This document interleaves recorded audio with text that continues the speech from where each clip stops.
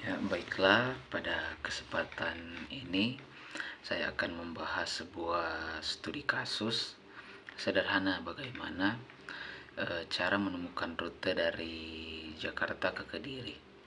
Jadi untuk memecahkan masalah ini kita akan menggunakan tiga teknik pencarian yang berbeda dalam kecerdasan buatan, yaitu breadth first search, depth first search, dan best first search. Jadi mari kita lihat bagaimana setiap teknik ini bekerja melalui diagram yang telah disiapkan. Baik, mari kita mulai dengan teknik yang pertama, yaitu breadth first search atau BFS. Jadi bayangkan BFS ini secara seperti mencari teman di sebuah pesta. Jadi kita mulai dari satu orang, yaitu kalau di kasus ini yakni Jakarta sebagai titik awal. Kemudian kita bertanya ke semua teman di sekeliling kita secara langsung. Dalam diagram ini dari Jakarta kita akan memeriksa semua kota yang terhubung langsung, yaitu ada Solo, Purwokerto, dan Semarang. Jadi ini kita sebut sebagai level 1. Oke. BFS tidak akan langsung pergi lebih jauh.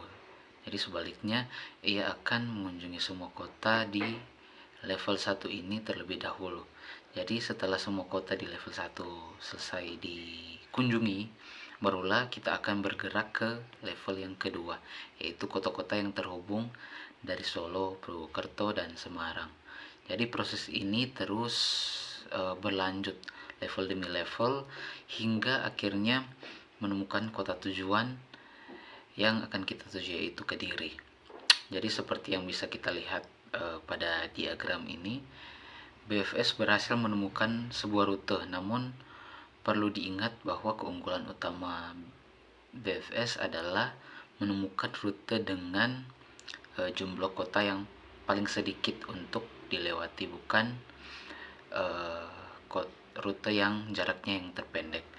Jadi dalam kasus ini rute yang ditemukan kita bisa lihat di sini ada Jakarta, Yogyakarta, dan langsung ke Kediri. Jadi total jaraknya berkisar 3.400 km. Jadi algoritma ini akan berhenti begitu menemukan tujuan tanpa mempertimbangkan apakah rute lain lebih efisien dari segi jarak. Oke, kita lanjut ke selanjutnya, yakni depth first search atau DFS. Jika BFS itu metodenya melebar, maka DFS ini justru menusuk ke dalam. Jadi bayangkan jika kita berada di sebuah labirin dan selalu melalui jalan lurus sejauh mungkin sampai bertemu dengan jalan buntu. Itulah cara kerja metode DFS ini. Jadi dari titik awal kota Jakarta, DFS akan memilih satu jalur, misalnya ke kota Solo. Ya, ke kota Solo. Lalu dari Solo ia akan langsung melanjutkan perjalanannya ke kota berikutnya, misalkan Yogyakarta, dan seterusnya. Ia akan terus menelusuri satu cabang ini sedalam mungkin. Jadi misalkan Yogyakarta dan seterusnya lah. Ia akan terus menelusuri satu cabang ini sedalam mungkin. Jika sampai di ujung dan belum menemukan Kediri atau bertemu jalan buntu, itu barulah kita akan mundur atau backtrack ke persimpangan terakhir dan mencoba cabang lain yang belum dijelajahi. Jadi proses ini terus berlanjut hingga tujuan kita ke Kediri itu ditemukan.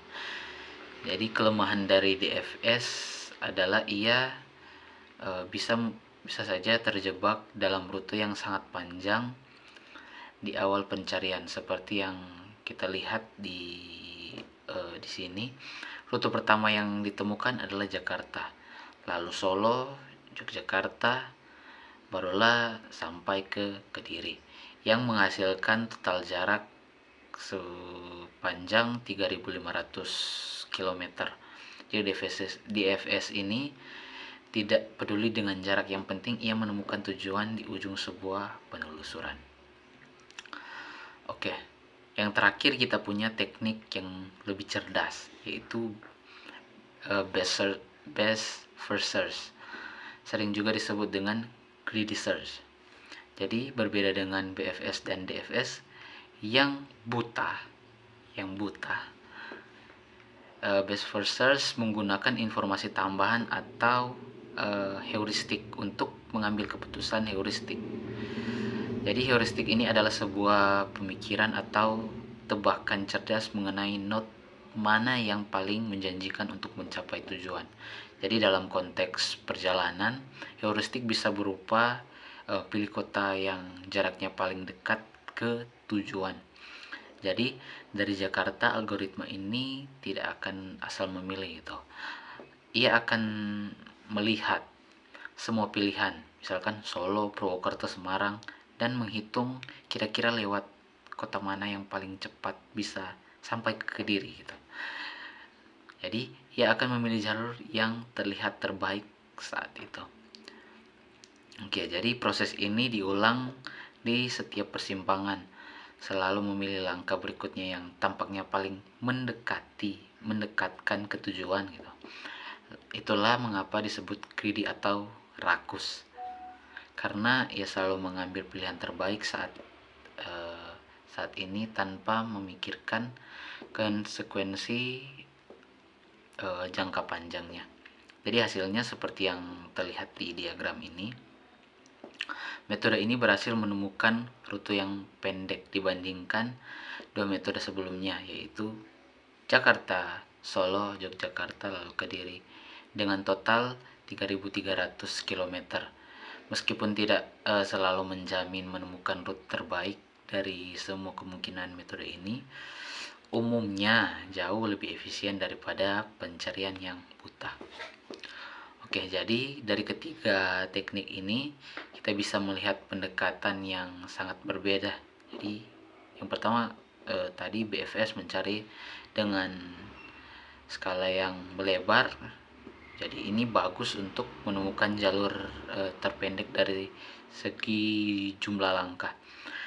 Berikutnya ada DFS, jadi ini mencari secara mendalam.